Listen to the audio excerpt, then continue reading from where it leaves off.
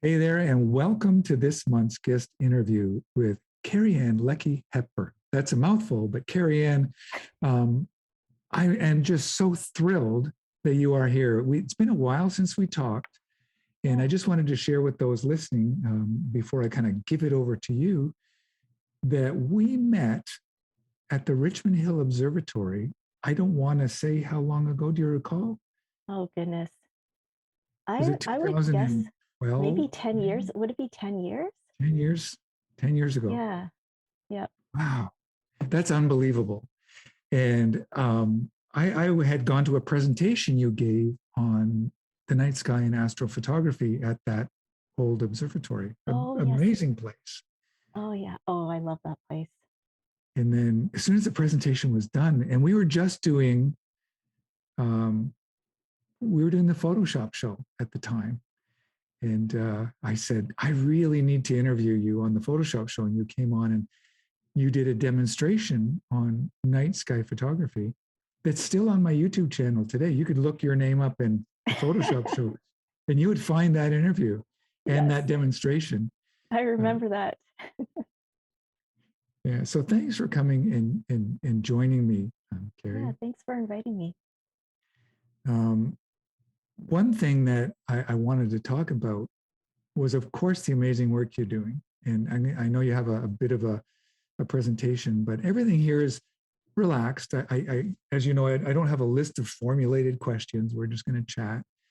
And my general audience is interested in night photography, but not always highly experienced. And so Mhm. I know you're going to take us through some stuff that's really more advanced, but also introduce us to, what lens do you have? What can you expect? And how can you get a result? So I'm looking forward to that. Mhm. Yeah. Um, have you been doing many presentations during this time, this COVID? And Yeah, like quite a few Zoom and Google Meet, Google Hangout type of meetings. yeah, Nothing in person yet because of the pandemic.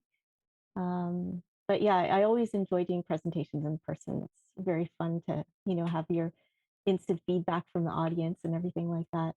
But yeah, I've had some busy times, with and I think also because the Google Meets and Hangouts and or the Zoom presentations have been really kicking off during this time. I've had requests from places that were pretty far that probably, wouldn't have been able to budget flying me out to see their group. So it's yeah, been really interesting. I've met a lot of really interesting people, a lot of great clubs out there, photography clubs, astronomy clubs. yeah, Yeah. yeah. I've done a few presentations myself, and I had surprising attendance for Mhm. Zoom and really good Q and A's after, really engaging Q and A's. Which at first I thought maybe it was going to be kind of like a little dead, not quite the same. Like in person, you like to tell a joke and you get the feedback, and it's a little Yeah. different on Zoom. But we're old hats at this, right? The old Google Hangouts and those live shows. I mean, Yeah. we really were pioneers of live streaming back then. You know, we didn't Things even still know go wrong. it. Anyway, I'm gonna kind of hand it off to you to kind of just show us what you do. Just share your passion for astrophotography. Maybe share, you're going to share probably your setup, and then what we might be able to expect as photographers. Maybe we have, like me, a 600 millimeter lens, but no telescope. And Mhm. I know Josh played a little bit. He's watching now. He has a little telescope he was trying out, but it didn't have great success. But he's done some telescope work. But we have a full range of people, and so I'm going to kind of pass it off to you and let you take the spotlight here. Okay. I'm going to let Well, you do the screen share. And yeah, ask questions along because I don't really like I have a presentation here lined up, but it's you know, if you have questions along the way, that would be okay, great. Did you want to hear like how I started in astrophotography, how I got love to. interested? It Yeah. So could let be me let me quite a start that off. lengthy presentation actually. Yeah. So why I'll skim through some astrophotography? slides. Yeah. Yeah, it started when I was like 11 years old, when Wow. Halley's Comet actually passed by. I don't know if you remember that. is 1985. Shoot, I just gave away my age. Do that all the time. So yeah, Halley's Comet. I heard in the newspaper, or I read in the newspaper that the comet was coming by, and I had no idea what a comet looks like, and I was just so fascinated with the idea of being able to see something in space that's not like just the stars, the sun and the moon, that kind of thing. So at the time we were living in an apartment, and my parents weren't into astronomy. I really didn't have any mentors. The internet didn't exist back then, so you just had the library to go to. But for this type of event, for Halley's Comet, I didn't really have that chance to go out and you know go to the library. So I basically just thought a comet was a bunch of darting lights going by the window. So I was looking for that. I had no idea what to look for. And then my parents, they really supported me over the years, and they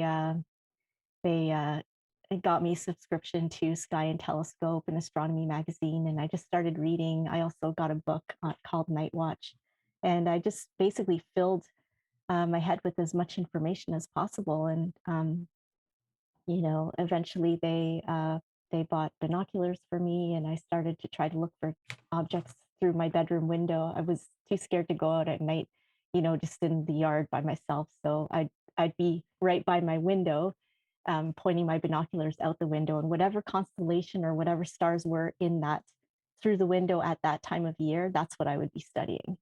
And then basically in grade 10, I I joined a photography course. I signed up for a photography course, so we did black and white photography Yeah. in the darkroom, and that's when I started to think about, the idea of taking photos of space. Because I mean, my passion for space continued up until into my teenage years, Yeah. and yeah, and then it just kind Wow. of took off from there. Yeah. Well, I want to thank your parents for feeding your curiosity. Yeah. Oh, That, they're so encouraging. I'm yeah, very lucky that's for a that. big deal. Yeah. I'm an insatiably curious person, and when I want to learn something, I'm unstoppable. Hmm. Um, I guess maybe a little bit to my detriment, I get really razor like focused. I can't get distracted, Yeah.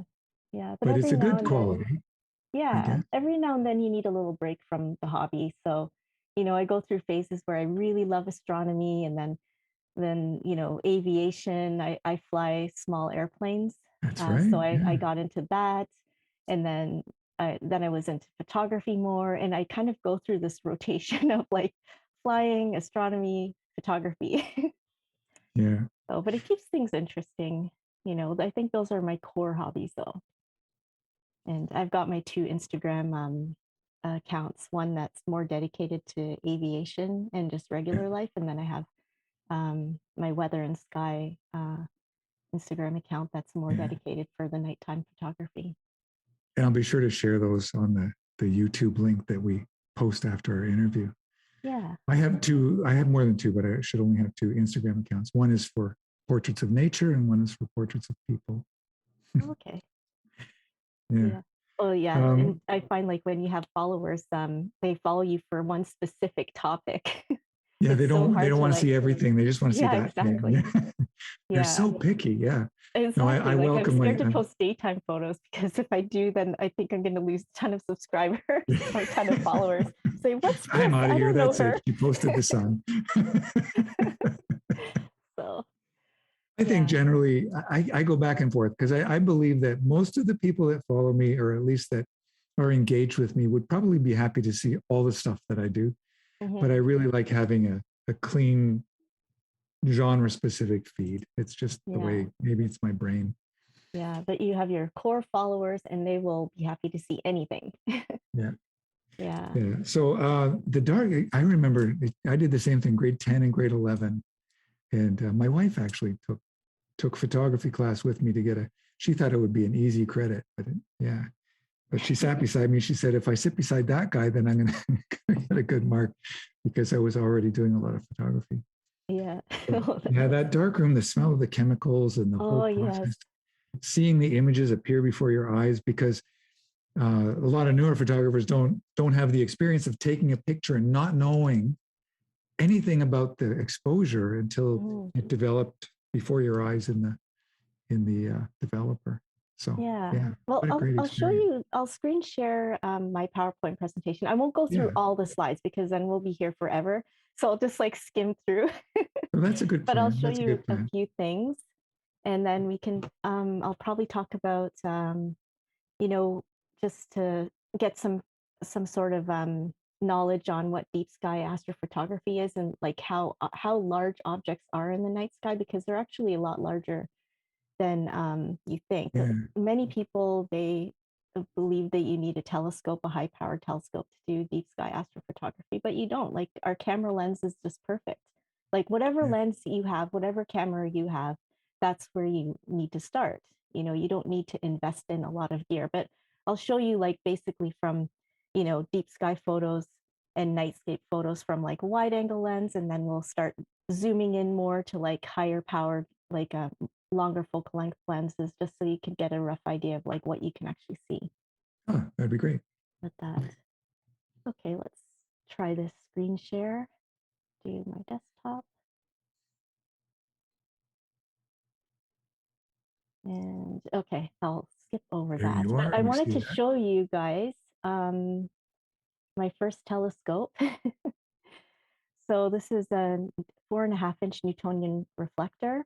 And that, believe it or not, I would point outside my bedroom window as well, to take some to look at things like brighter objects like Andromeda Galaxy. We lived in Mississauga at the time, so there was a lot of light pollution, but it's amazing. You could see quite a bit of things, quite a bit of objects, even from light polluted skies. Yeah, And then here's my first camera, very old.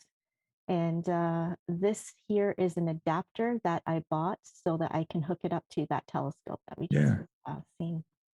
cool. And then basically, I started out by not knowing anything about exposure times needed for taking these objects. I figured, this is something in deep space.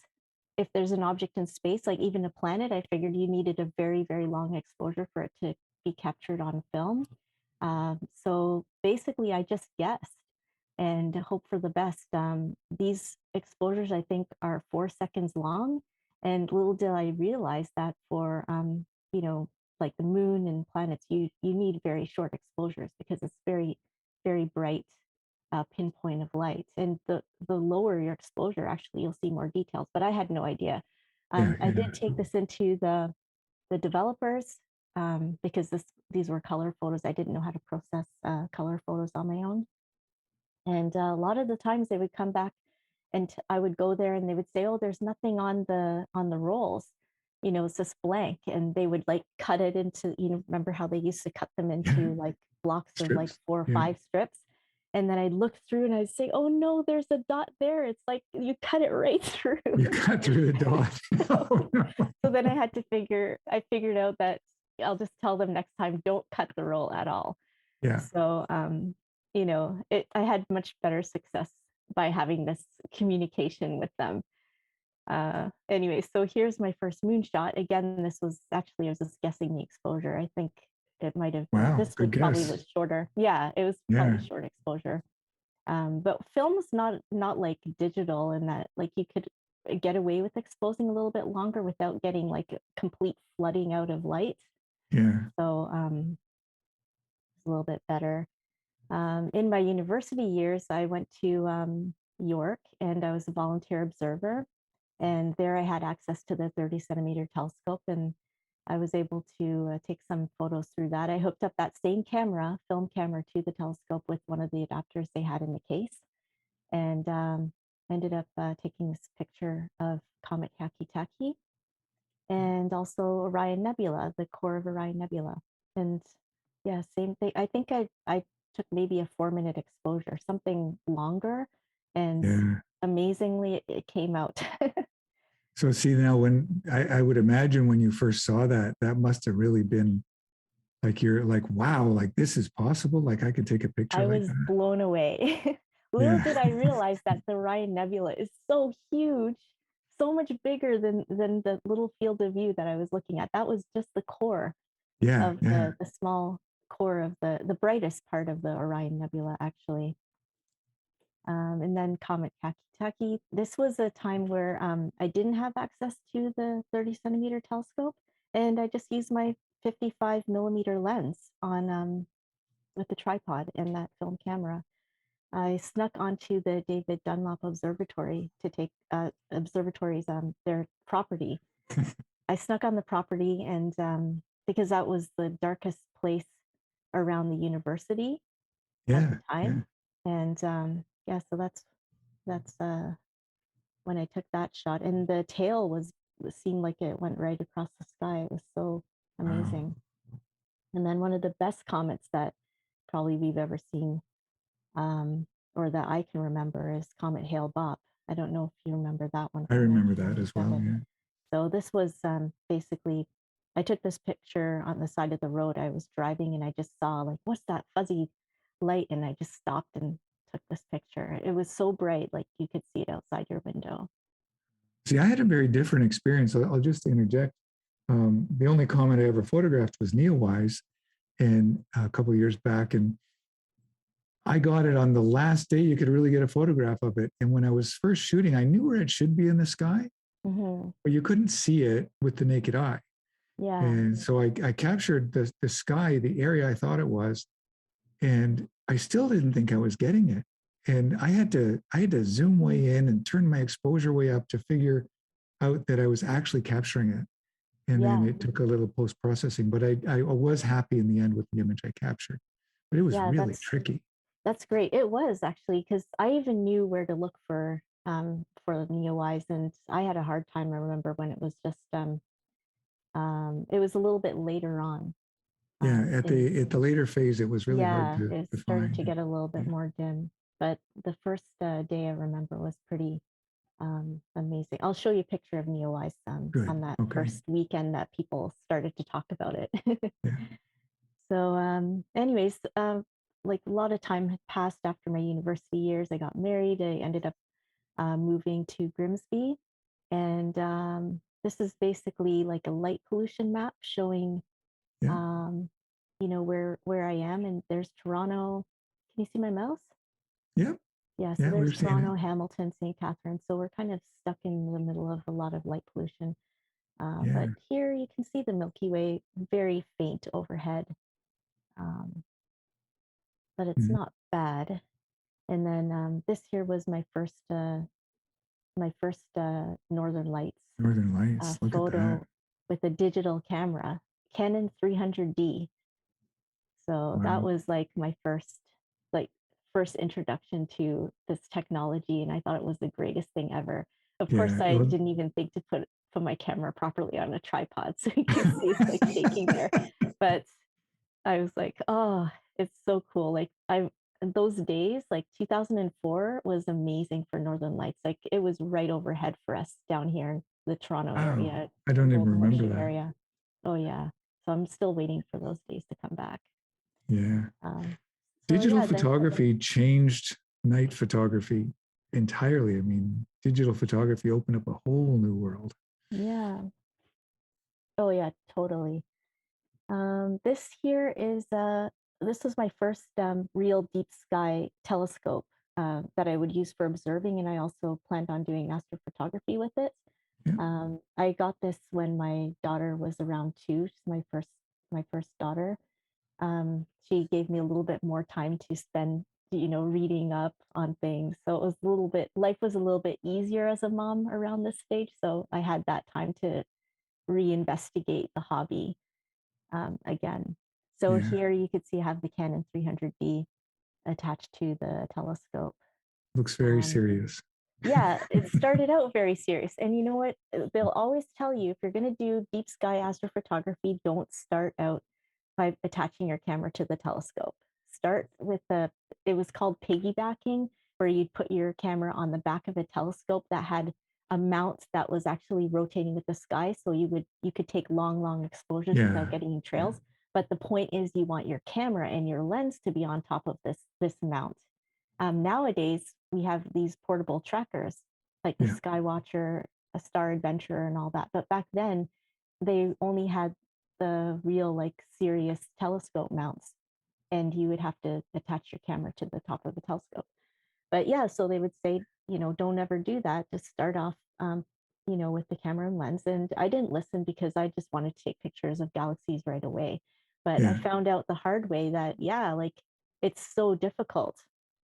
This was actually my first picture of the moon through that telescope, and I thought that was cool. This Yeah. was also a time when I realized that, hey, Saturn. Yeah. just because I have a telescope, it doesn't mean I can take amazing pictures of planets. Planetary photography is a completely different type of photography, because the atmosphere is so we have a lot of seeing issues in the atmosphere, so Yeah. it's not perfectly still. So it's very hard to get detail. So a lot of people that do planetary imaging, they're doing videos. They're taking videos of like so many odd frames per second, hoping to capture that moment when the seeing conditions are great, and then they stack those images to then get a nice detail. Oh, So at wow. this point, this was basically straight, just one shot from the Canon 300D with the 6-inch telescope. And the 6-inch telescope is about, oh dear, I think this was about 1,000 millimeters, like a Mhm. 1,000 millimeter focal length Yeah. um, that I had here. So this is what Saturn looks like, zoomed right in on the pixels. And then I started continuing with my setup, and I figured, okay, I'll use an 80 millimeter telescope now to do some guiding. And overall, it just got so much more complicated than it had to, because I was very stubborn about, I wanted to take pictures of galaxies. And this was my Yeah. first galaxy shot, M51. It's a very popular target, but you can see it's very small, Yeah. not a lot of detail. That's a single exposure, and I just took a whole bunch of single exposure shots, and I was happy with that. I thought that was great. I didn't really know much about stacking and all the post processing needed for that. Um, and Places like Starfest is a great opportunity to go to for people that are interested in astronomy and Mhm. astrophotography. And they have a lot of presentations there. And I remember going to one presentation called Photoshop Astronomy by Scott Ireland. And I just learned a lot about post processing and how to do stacking and all the things that you need to know for Yeah. deep sky. Let's just And just kind of pause on that thought for a yeah, second. Um, how important, like to you, I know because you're so focused on the excellent result, I'm sure stacking and tracking and all those things are really important. hmm For somebody just getting into it, can you still get a pretty decent result without like using Deep Sky Stacker and different things? Like well, I know I've the, gotten some good stuff with the Milky Way and stuff, kind of wide angle work, but yeah. but Well, here's the thing, like if you're starting with a wide angle lens, you can take up to, let's say, if you're using a 14 millimeter lens, you can take a 30-second exposure and capture a lot of depth, especially if you're in a dark location. So, mhm, um, you could see so many objects in the night sky in the Milky Way. A lot of, you can see nebulae, you can see galaxy, like the larger galaxies, of course, when you zoom right in on the pixels. yeah, The problem is that when you start to get into longer focal lengths, um, you know, like even 100 millimeter focal length, like 100 millimeter lens, you can only take maximum maybe 10-second yeah, exposure. it'd be a much And shorter yeah, exposure. so you're basically getting less light in, and less light on a single frame, you're not going to get as much information. So that's why you would want to do some stacking. You can do Hmm. stacking and not tracking. So you can stack, and you might run into some problems with with the longer focal length, of course, when you're trying to stack without tracking. Yeah, But you can still do that because the whole point is you want to increase the signal to noise ratio. yeah, And then tracking, you can just do that. If you're nicely set up for tracking with the stars, you can basically take a long exposure, like lots of, like even just one really long exposure, and get really nice results without having to worry about stacking. but always Yeah. stacking and tracking combo is great. But Yeah. I'll show you some pictures where I did stacking or just tracking or just nothing at Yeah. all, Okay. just tripod. Yeah. Yeah, so I'll just zoom Good. through some of these. I ended up upgrading my camera, and the pictures ended up getting a lot better with that. Um, but still, I'm using a telescope at this point. This is my stubborn phase where, you know, I just wanted to capture the really small things.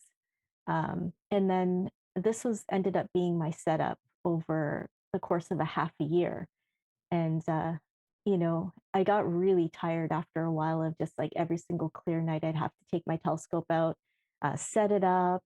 I had to protect my Yeah. laptop, and it just got so tedious. And I remember this particular year, um, January '08, or that winter, we had so many good clear nights. And I just remember being so exhausted because I felt like I couldn't waste a single night, clear nights, and had to take pictures.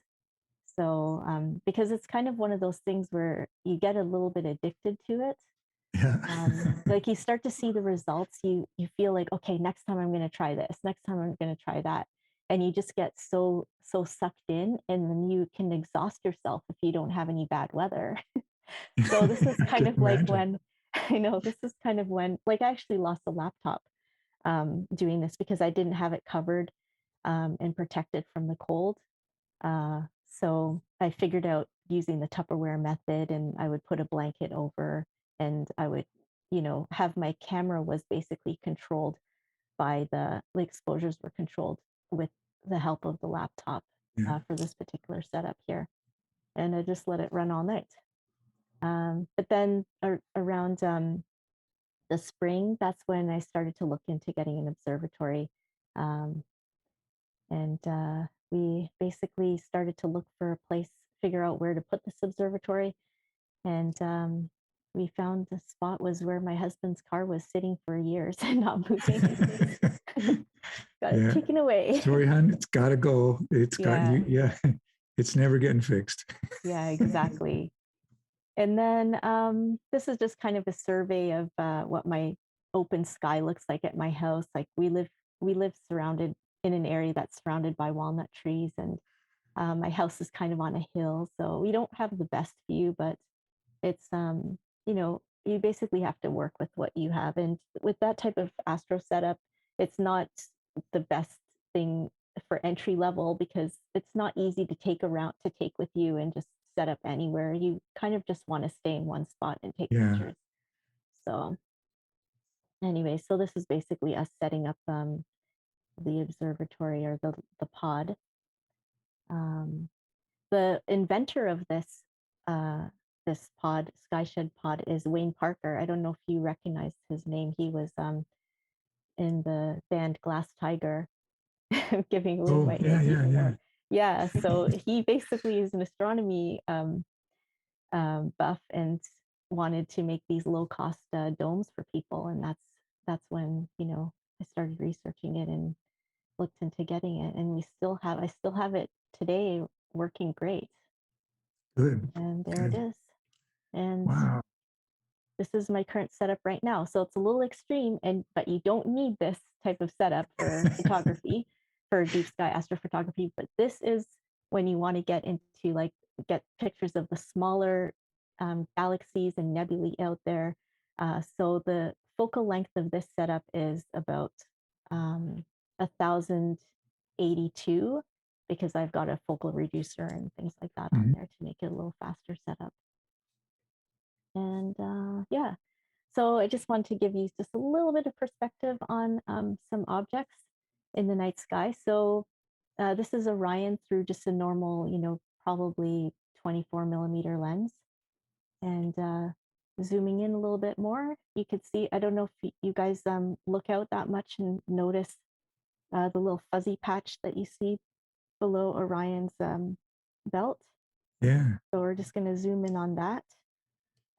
And this is with a 100 millimeter lens, and my Canon 40D. It's not a really a great shot because it was, there were clouds moving in. Whenever clouds move in, the stars they blow up and you get that Yeah. bright The haze Actually, ring. yeah, the hazy, yeah, the halo. And I mean, I like it sometimes, but in this case, it kind of it washed out a lot of the details. And then now this is basically an 80 millimeter telescope view of that object, which is about 500 millimeter camera lens. So you can basically get Orion Nebula, like the whole, like with all the dust and everything filling that your field of view in your camera, probably with a crop sensor camera. Yeah. And then this is now at 1,000 millimeters focal Wow. length with the 8-inch telescope, so even more detail. So it's so different from, remember, if you can remember back to that first Orion Nebula shot that I took through the York University telescope, where it was basically, I was looking at just that alone, this little area here. Yeah. So Wow. yeah. And then just to get an idea of, you know, actually, you know what? I should just make this a slideshow. I was trying to avoid making it a full slideshow because I want to jump Yeah. out. Um, let me see. What do I do? You just have to hit play. Oh, play. I'm new to a Mac too, so this Oh, okay. keynote presentation. Oh, So yeah, so welcome to the Mac world. yeah, so this is M51. This is what it looks like through with the through your telescope with the Canon 40D at 5-minute exposure. That's what it looks. It doesn't look like anything special at all, but I just want to explain why stacking is Yeah. important. So now, if I were to take that one frame and go into Photoshop and just stretch it out to bring out as much detail, brightness, color, that's what I would get. You'd start to see all this noise. But then when you take 4 images and stack them, you get even better results. You could see like less noise. And then 16, even better. And then Yeah. 38 frames, even better. You can start to see like little galaxy down here as well. Yeah. So it just shows you like with the noise produced by your camera, it's randomized. So when you stack it, you're basically increasing your signal that way Yeah. by Reducing noise, stacking. increasing signal. Yeah, exactly. And you can pull out a lot more depth and details and colors. And Wow. yeah, and then here's an example of just like how big things are in the night sky. Like this is Andromeda Galaxy through a 200 millimeter lens. Um, and you wouldn't think that this object is 6 times the diameter of the moon. So here is stretched out with more detail and after some stacking. And then that's the moon. You can see with the same exact lens and, you know, Huh. back, oops, here. So yeah, you can Yeah. see this is proof that of how big that galaxy is. Yeah. Yeah. And yeah, so that's a fully processed image. I think for this one, I actually incorporated some data from a 500 millimeter lens just to get more detail in the core. And now zooming in even more on Andromeda Galaxy, this is what it looks like through a 1,000 millimeter lens. So a lot more detail. And then this here is this Rho Ophiuchus part of the night sky. It's close to Sagittarius. So if you look at the Milky Way in the summer, it's off to the right.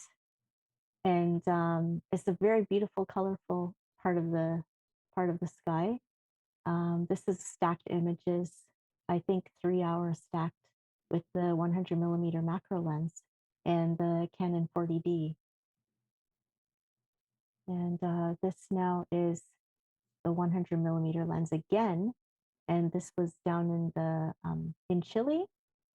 See the Eta Carina and the Southern Cross. So you can get a lot from just your regular camera and lenses that you already have in your arsenal. The only thing here is that I had to employ stacking and tracking at the same time. And it's not like once you get the hang of it, once you can figure out how to align your tracker, it's pretty straightforward. The key is to just not go with too long of a focal length right off the bat. because it just Yeah. amplifies more problems. And here's an example through of the double cluster with Comet Hartley. This was through my Canon 100 to 400 millimeter lens. That's what's behind me.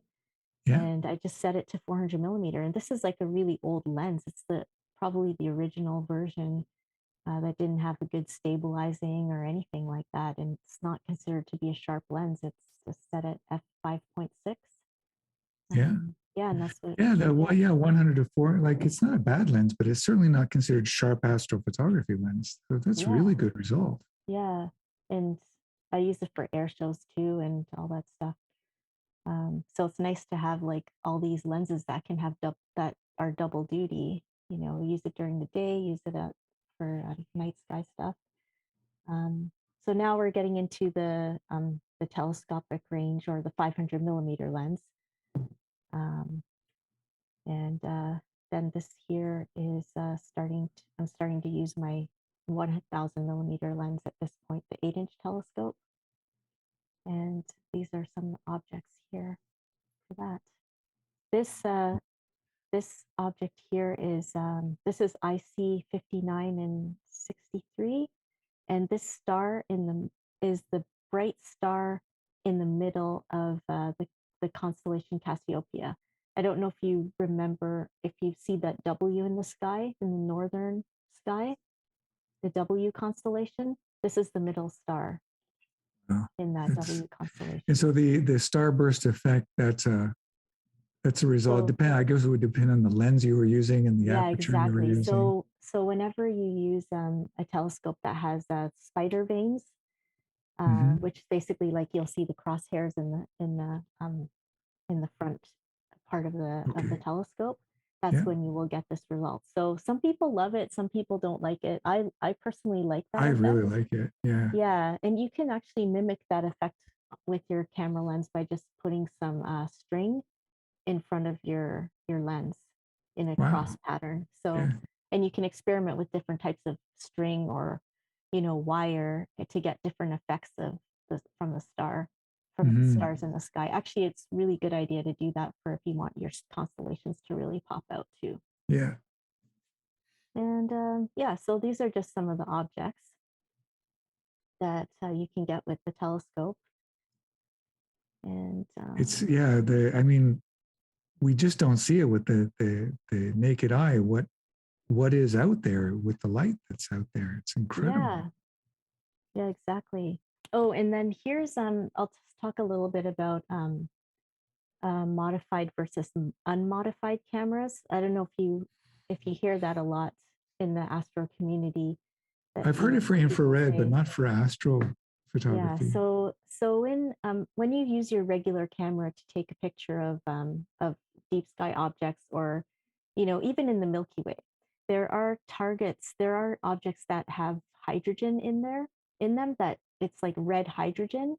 With our regular cameras, unmodified cameras, you won't pick up the red as easily. So basically, people will say that, okay, you need to modify your camera in order to get that. And back then, I really didn't want to do this because I use my camera for daytime as well, and I didn't want to have any adverse effects from daytime photography. I wasn't planning on getting two cameras. So Yeah. I Yeah. basically started experimenting with filters. And with filters, I was surprised I was able to get a much more contrast in the night sky, to then be able to bring out a lot of that hydrogen, that red.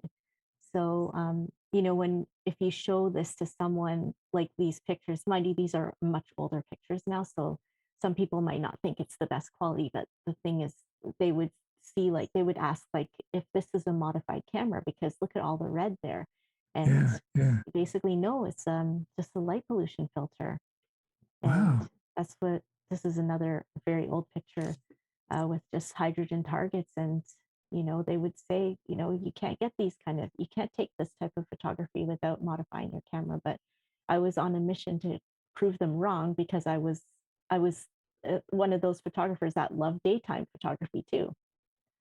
So back So then. that filter, I guess it will obviously depend on the diameter of your lens. Yeah, so Um, this filter here, you can get clip-in filters. So I was using like you can get the Optolong L Pro filter, or the Astronomic has a CLS filter. So that those type of filters you can get to clip in right in front of the sensor in of front of your the sensor, yeah, that would be yeah. the So best way to go. yeah, so the thing is it's tricky um, with your typical DSLR cameras, just because once you put the filter on, it's going to be very hard to compose your shot because it's going to be so dark, so much darker. With the mirrorless cameras, though, it should be a lot easier because you can bright boost the display and you can still focus and compose and things like that. So it's Yeah. a little bit cumbersome using the clip-in filter, but it's good. Okay. The trick is, though, you need longer exposures. So you're still kind of like eating up a lot of the light. But Yeah. the point is that you're able to be able to get that contrast that you need to be able to bring out some of the red nebulosity. Yeah. This one here that you see is one that would fit in front of the lens. So you'd screw Yeah. it on. Um, Okay.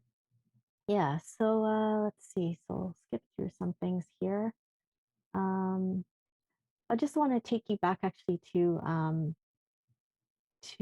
just oh, actually, you know what? I'm going to talk a little bit about um, just the basics of DSLR Sure. um, photography. So just to take like general nightscape images, and I mean, it doesn't have to be nightscape. You could just point it up above the landscape and just point at at zenith or just in the night Yeah. sky alone.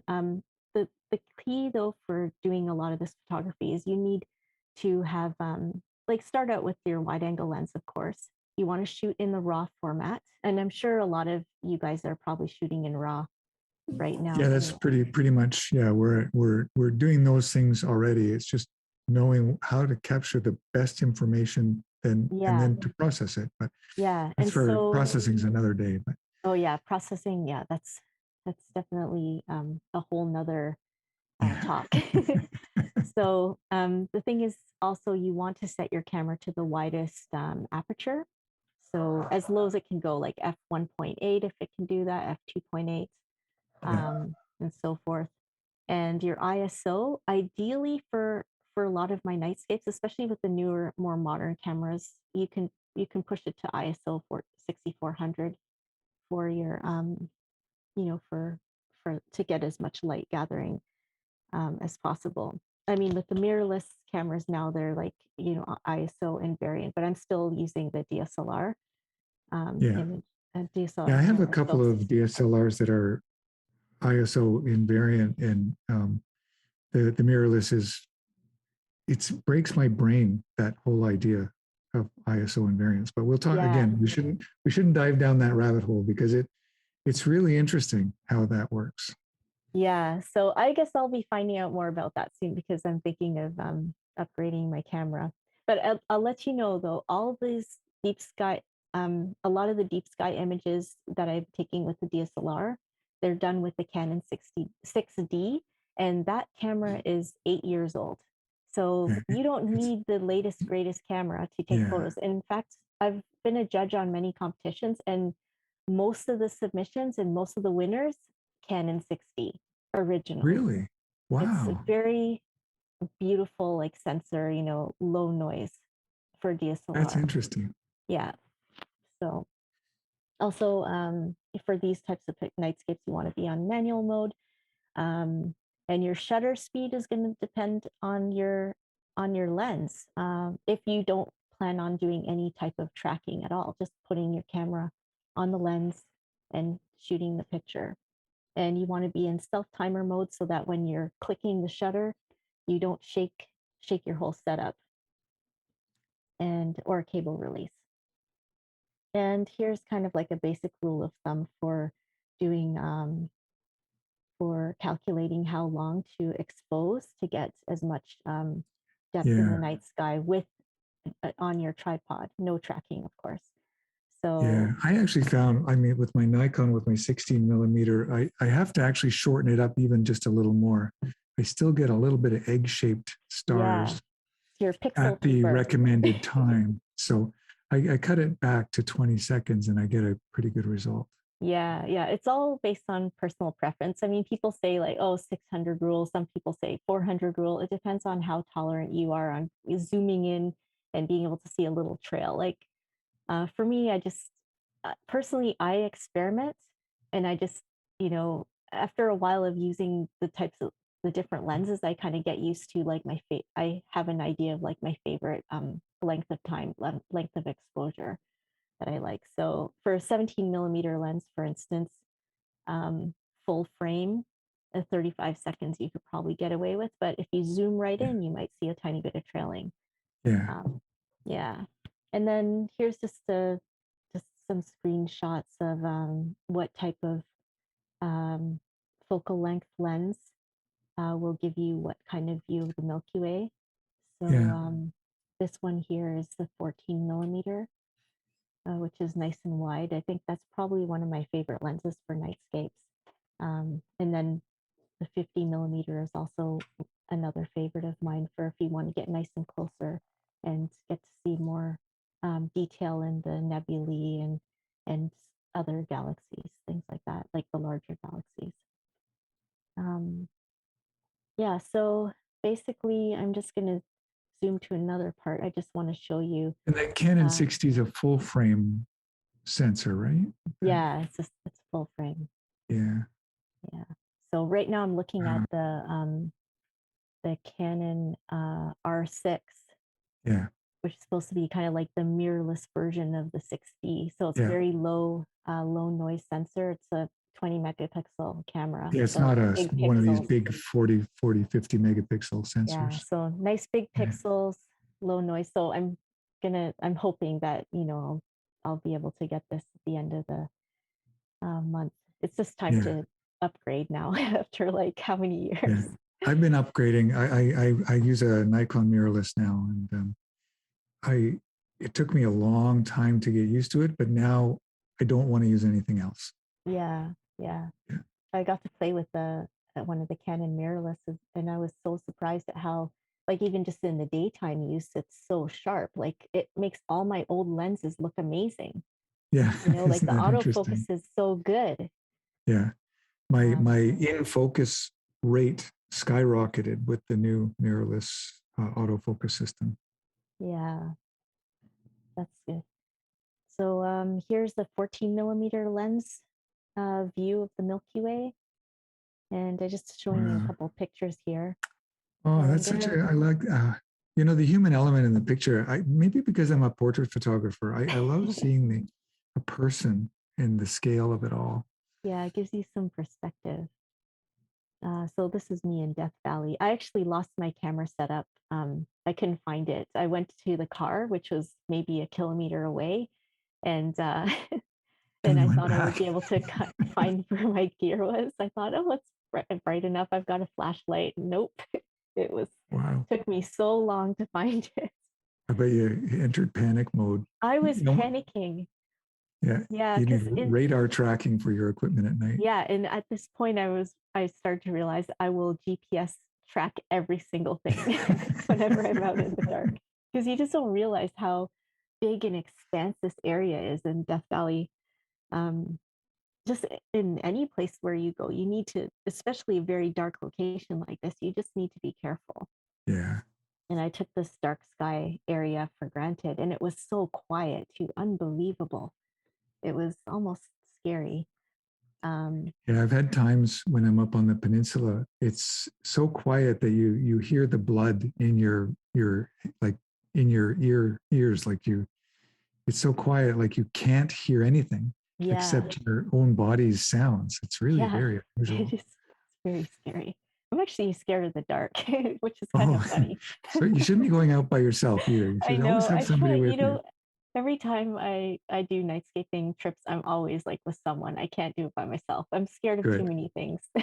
Yeah. Bears, animals. Yeah. Yeah. So this picture here actually was one of the scariest spots that I've been to. It's called Grizzly Falls in the Kings Canyon, and this place was dark as dark can ever get because there's a whole canopy of trees over you. Yeah. And you really don't realize how much light the night sky provides for you until you're in a spot like this where the trees are blocking a lot of the night sky. But Yeah. the stars provide so much light. But this was probably the only time that I thought like night light painting was probably essential. Yeah. You would have to. You would get nothing otherwise. Yeah. Yeah, it was like a 5 minute exposure. It was really not a very good picture. So Yeah. yeah, I we really just did enjoy like a light little bit of painting. painting here and there, and then Yeah. I took all each partially light painted image into Photoshop and combined them and tried to make it look Yeah. as natural as possible. Because I mean, some people love the look of light painting. I'm someone that likes I like the more natural type of light Mhm. when it comes to nightscapes. So I tried my best to make this look as natural as possible. Um, but yeah, and here's another type of light painting. This is what happens when you go on a workshop and people are With using red their lights red on their lights. heads. Yeah. Yeah. So I actually thought it was a really cool shot in the end. So I kept this. Yeah. At I first, didn't you're really, throwing things at people, but then you realize, hey, that's a yeah, cool shot. because you hear stories of, in workshops, people will say, like, you can't, do not bring red lights, only your cell phone light, and that's it. And this is why. Yeah. Because the red light, even though it preserves your night vision, it ruins the landscape. And Yeah. a place like the Atacama, I have to tape over the little red flashing light on my camera because Yeah. that Because will even actually that will show do up. it. Yeah. Yeah. Yeah, yeah. So and just here's another picture with the 14 millimeter lens and so Wow. forth. This is, And I really like seeing, I mean, these are kinds of pictures that we can capture with our cameras. And I like the foreground elements. Um, Obviously the processing, like I said, that's another discussion, but a lot of us yeah, can get results like these definitely. with the cameras we have now. So And this is not stacking. This is not blue hour. This is just a straight yeah. single shot. Wow. Um, and when I go on like these nightscape adventures, I am very lazy sometimes. I just want like a single shot, and I'm too excited. I'm one of those people. I just like take tons of pictures.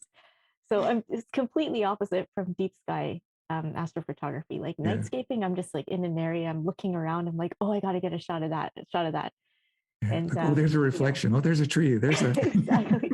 And you know what? I come home with like hundreds and hundreds of pictures, and it's served me well during this pandemic because I have hundreds of pictures to process.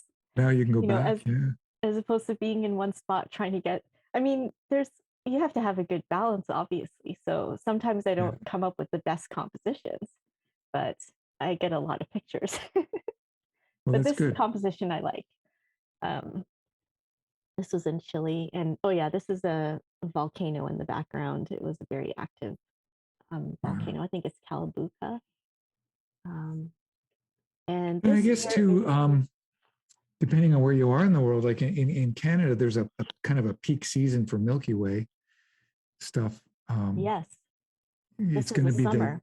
the middle to late summer as it's kind of straight up in the air and you get most Yeah, of the eye of the Milky Way. And actually, I love the Milky Way in the spring when it's coming up just in the early morning because it's almost parallel to the horizon.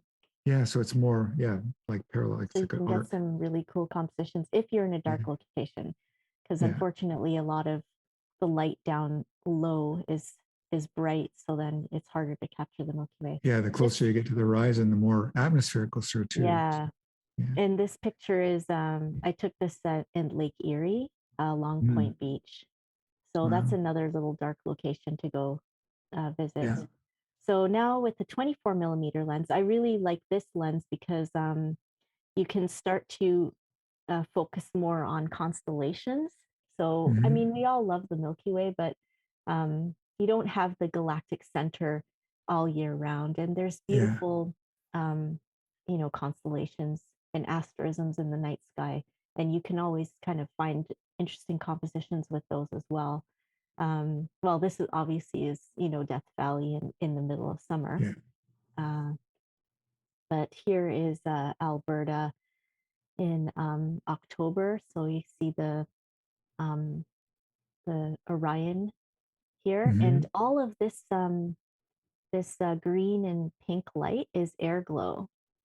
So it's easily mistaken for northern lights for the aurora, but it's different because air glow is caused by solar radiation during the day that splits up the oxygen molecule, and then at nighttime the oxygen molecule recombines to then and then it emits light as it recombines at nighttime, and that's the green and the pink that you see there. Interesting, And because a I've lot of had, yeah, I've shot the same location at different times, and sometimes there's a lot of that, and sometimes there's none of it, and I've always been curious about that.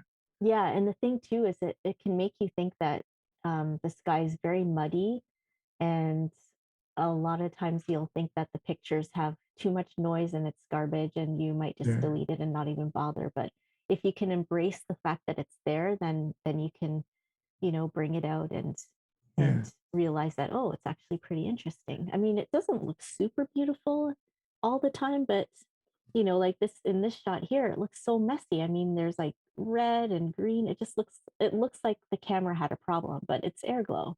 yeah. No, I like it. I don't mind Yeah. it at all. This is like the nice air glow where you see like the wavy pattern of the blue Yeah, of the red and the green. And you see like this with this lens, the 24 millimeter lens, you could get all of the Big Dipper in there. You see that? yeah. Uh-huh. Wow. And this is Cygnus, 24 millimeter lens again. And this object here is the North American Nebula. And that's how big it is. It's big. So Wow. 24 millimeter lens. I think I don't know what the exif is on this one. I can't see actually. This Okay. thing is covering it. Okay, 20-second exposure, 24 millimeters, f1.4. That's the key, is the f1.4. Yeah, Helps out a lot. So whenever I buy a lens, I plan to shoot it wide open. I don't stop down. yeah, Yeah. So even though like the corners aren't always perfect, um, you can always shoot panorama, slight shifting panorama, and to be able to give you like less of, like you can then crop it and yeah. get You don't less have the same effective corner thing. problems. Yeah, Yeah, exactly. The corner problem becomes like more extraneous, like if you do this pano kind of method. yeah, So you can use your nifty 50 and take night sky shots at f1.4, but just make it kind of like a panorama and stack like make it combine it in Lightroom and then crop it how you want. yeah.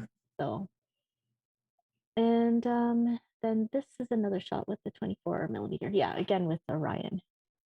And I'll show you It's 50 really, millimeter that lens. 24 is really well suited to like the night sky with landscape. Like it's I think really so. beautiful.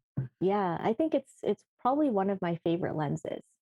This particular lens is not that sharp, but it's my favorite for just getting the whole feel of, you know, the constellations and the night sky and combined with the land. You can do a lot of interesting compositions with it. Um, so yeah, the 50 millimeter, that's nice too. But then once you start shooting at like f1.4, then you run into problems with you need to focus stack. Yeah. Even with the 24 millimeter, you kind of have to do that if you want to get the land in there and the night sky. Then But you won't get both. Yeah.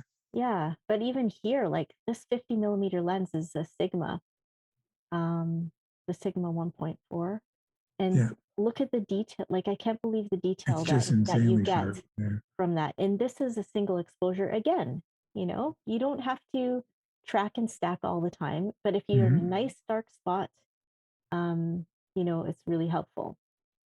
Now this picture here, I didn't do any tracking, but I did stacking. So, and I'm using a modified camera, and that's why in this case you can Getting a see bit like more red. more Yeah. red in there, but ignore the red and you can get this picture easily with taking multiple exposures with that 50 millimeter lens on a tripod and sending it into a program like Starry Landscape Stacker. Yeah. So, um, Yeah. And then this here is also the 50 millimeter lens at Lake Erie, but I did kind of like a panorama for this to get it to be capture a little bit more of the water and the sky as well. And then I'll But just show light you now. pollution isn't all that always bad. Like it's not always the enemy. I mean, you get some pretty Exactly. interesting I'm glad things. you say that because I sometimes I feel like I'm the only one that doesn't mind the look of a little bit of light pollution in the nightscape. It just adds Yeah. a little bit of interest, I think they you say, I know? mean, it makes your image stand out as unique. It's not like all the other images. Yeah, I don't try to Yeah. suppress it. Sometimes I might even bring it out just a little bit more,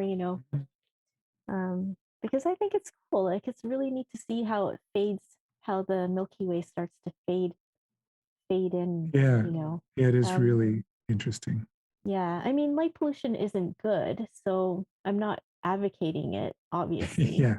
but No, but you're it's working with just what's there and you don't have to go to the most exotic places to still get amazing results. exactly, yeah. And this is just, just down the road, you know, pretty much down the road. The light pollution here, I believe, is from Cleveland. Hmm. And then this is with the 80 millimeter telescope. I'll show you the setup for that. This is that 80 millimeter. Yeah. Um, and I think I shared this photo of Orion Nebula Yeah. Yeah. and the Seven Sisters. So you can get that with that type of a telescope. That's also like if you're going to be start to get into astrophotography, I'd recommend something like an 80 millimeter telescope, which is like a 500 millimeter lens. It becomes less expensive to once you get into that 500 millimeter range to then just buy a telescope, Yeah. as opposed to buying like a Canon L lens. That would cost you a lot more. Like this 80 Well, millimeter yeah, telescope that I use. high end 500 mil lens in Canadian dollars is $12,000. Yeah. So this one is it costed less than $1,000. So Wow.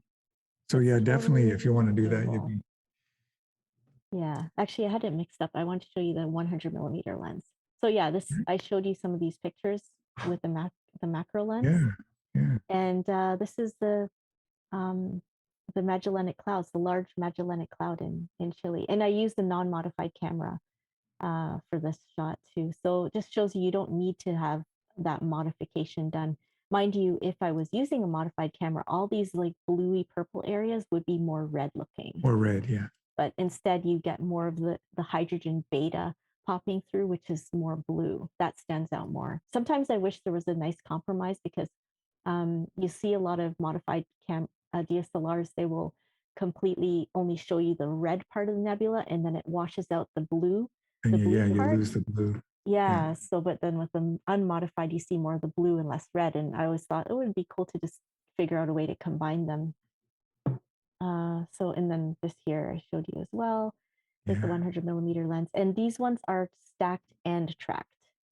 And, you could just use a simple tracker, um, like that goes on your camera tripod for that. yeah, And the 400 millimeter lens. I remember when I did a talk with you last time, an yeah, interview, I processed this image. And this was yeah. You were basically the showing us setup. stretching, right? The with the stacked images, Yeah, through Photoshop, like how I yeah, stretched the image to get this all the detail in the outer part. Because otherwise, if you just take a single shot of Orion Nebula, like I know these were 60-second images stacked, you'll just see the little core here. You wouldn't see yeah. all of this stuff You don't see outside. it all. So this was the setup that I used for that particular picture, and you can see here. This is one of the trackers that I used back then. Yeah, Super lightweight, easy to put in your suitcase, and you're good. And now I'll just show you a couple Neowise pictures. there's This a was Neowise on, shot. Yeah, yeah. So I mean, you're still doing astrophotography here. 400 millimeter lens, Toronto skyline. I think single exposure, no tracking, no stacking. yeah, And this one, though, on the other hand, I took this from my balcony. This was when Wise was even kind of bigger, not so much yeah, brighter. And I did use stacking and tracking for this, but not too long. Yeah. Uh, so, and let's see what else. Um, I could show you. Okay, I'll show you this one image. Like some people, they don't want to invest um, in the gear for deep sky.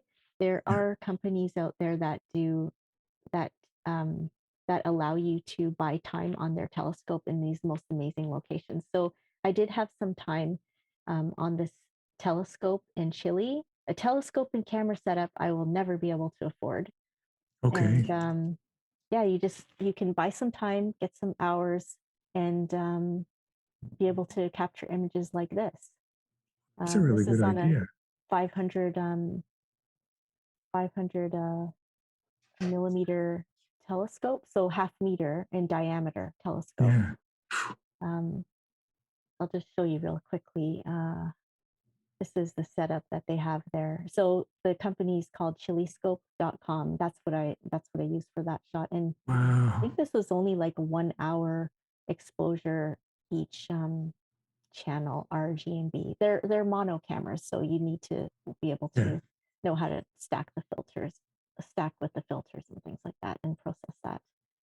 Um, I'll just show you some more pictures. Eclipses. I haven't really seen a total solar eclipse before, just Yeah, this is partial. the other thing. I never want to go out when there's any clouds. I kind of give it up on it, but I see so many interesting pictures that the clouds make the image, and Yeah, I got to get over that and just get out and shoot. Like yeah. take my own This advice and just go.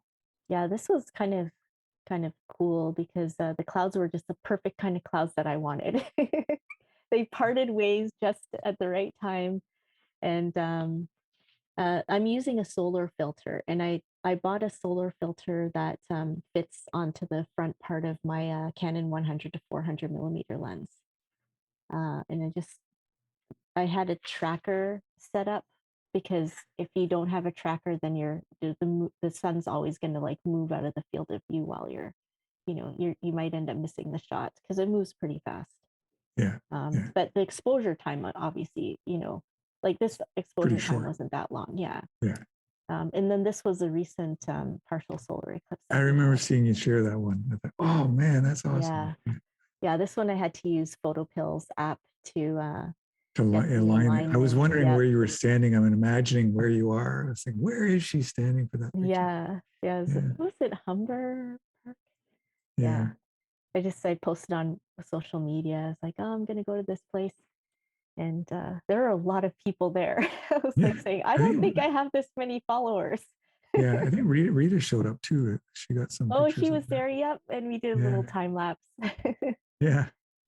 um, and anyways, and so on the opposite end of the schedule of the spectrum are panoramas, which is where you don't want to get too deep into the smaller part of the sky. You want to get as much of the sky as possible. And I really Yeah. enjoy doing this because you get such a unique perspective of the sky.